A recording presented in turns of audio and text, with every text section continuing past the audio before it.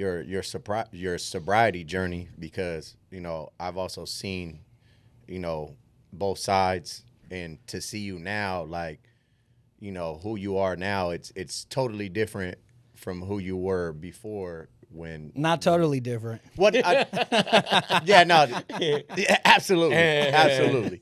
But I just wanted to know, like, how has that been, like, just changing? Because it's a huge change.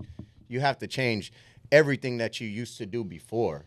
So I seen that you found things like that in your idle time, where, like you said, you're going to school, you're writing. Do you think that stuff like helps you with your sobriety? Because you said you fell off a couple times in the beginning. Yeah. So relapse is a part of recovery. That's literally yes, normal. Yeah.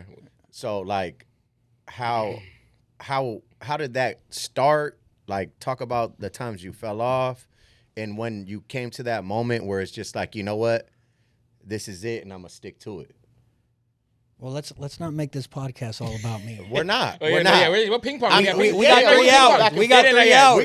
We're waiting on Suge's call. Yeah, no, it's gonna come around the circle. It's gonna come right around here. We're gonna talk about it. I haven't talked to you in a minute. So like, these are some things that I've always like just wanted to chop it up with you about, because I mean, I'm still like, I still drink, and I'm still fighting to this day. Yeah, so that's a demon that I'm fighting. I smell it on you right now. This is crazy. Smell it on you right now, dog.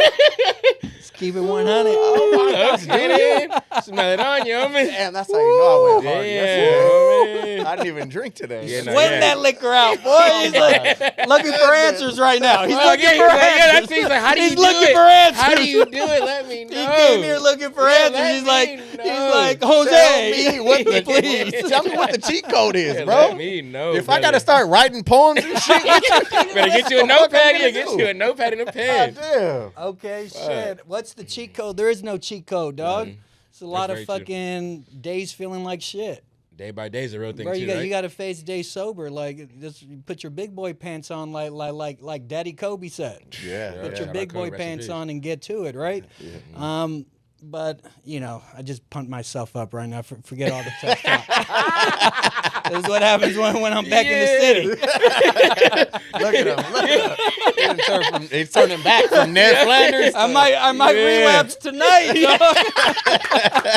Stay tuned, episode 2. You're going to find out. You're going to find out. But, yeah, bro, it's being sober. It takes a lot of work, but there's a softness that you need to acquire, because you can't stay. I don't think you can stay sober by, closed fist, muscle it through, right? And I think eventually that's built to break.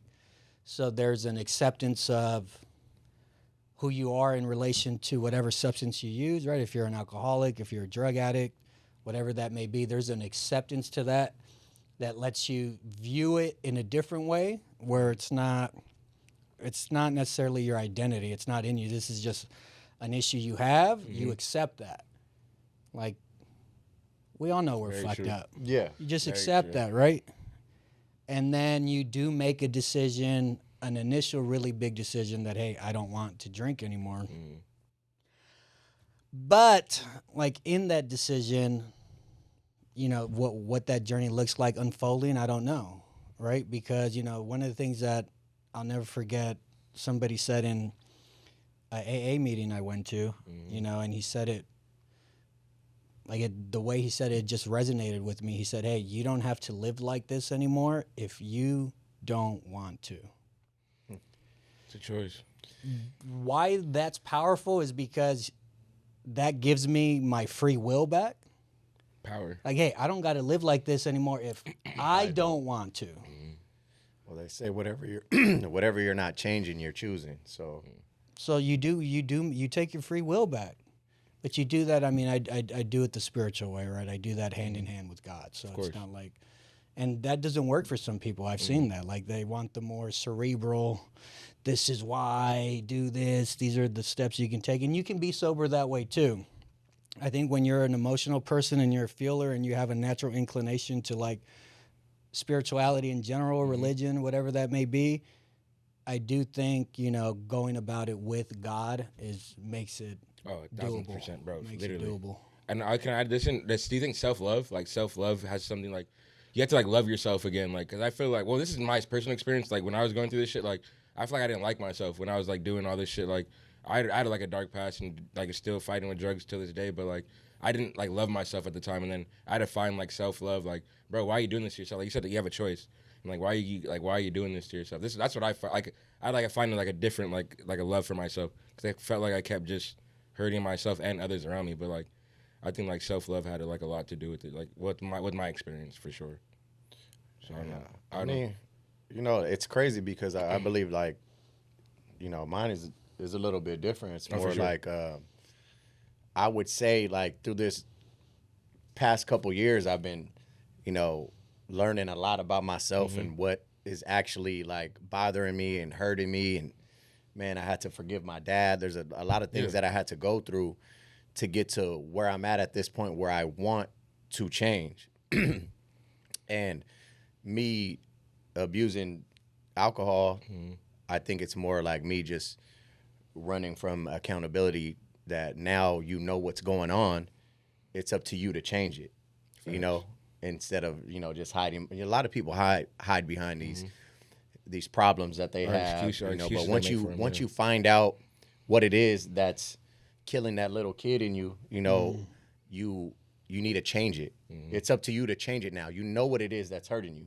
And I mean, I was talking to one of my really good friends, and she's actually a psychologist, and she came at me and told me, she was just like, one thing you need to do is forgive your father. You hold on to that a lot. And once I became a father, like I realized, like, you know what, that was a lot of pain that I was holding on to, but I was also using it as an excuse. I was weaponizing my trauma. Yeah, facts. You know, and that's something that I'm still like, I'm kind of like used to it now, but I know what's going on. So I'm still weaponizing it. But you're recognizing it. You're recognizing it at the same time. But that's why I have this inner battle with myself where it's just like, all right, bro, like, you know what it is. Yeah, when are you going to stop? Yeah, whatever the case is. When's this going to... So it's like...